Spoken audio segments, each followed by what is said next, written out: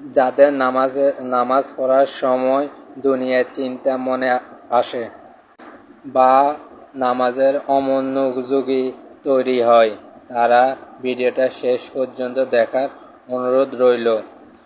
হযরত রাদিয়াল্লাহু তাআলা এর কাছে একজন ব্যক্তি এসেছে।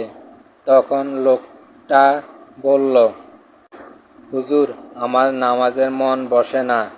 নামাজে দাঁড়াইলে আমার দুনিয়াবিহীন নানা চিন্তা আসে।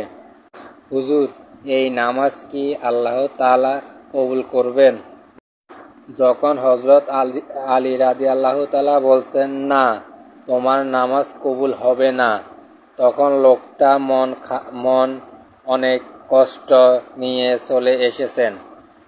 এমন সময় হযরত সাল্লাল্লাহু আলাইহি ওয়াসাল্লাম এসেছে হযরত আলী রাদিয়াল্লাহু তাআলাকে জিজ্ঞেস করলেন, ইয়া আলী, আপনার কাছে লোকটা কেন এসেছেন? এসে দেখি মন খারাপ করে চলে গেল। কেন, কি হয়েছে আমাকে বলুন। তখন আলী রাদিয়াল্লাহু তাআলা বলেন, তিনি আমার কাছে জানতে এসেছেন যে নামাজের দুনিয়ায় চিন্তা আসলে নামাজ হবে কিনা। আমি বলছি, না, তোমার নামাজ কবুল হবে না। রাসূল সাল্লাল্লাহু আলাইহি ওয়াসাল্লাম যখন বলেন, ইয়া আলী, আপনাকে আমি একটা চাদর উপহার দিতে চাই, তবে একটা শর্ত আছে।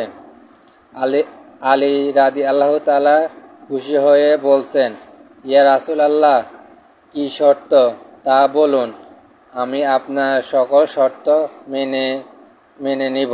দ্বিতীয় পার্ট দেখতে চাইলে কমেন্টে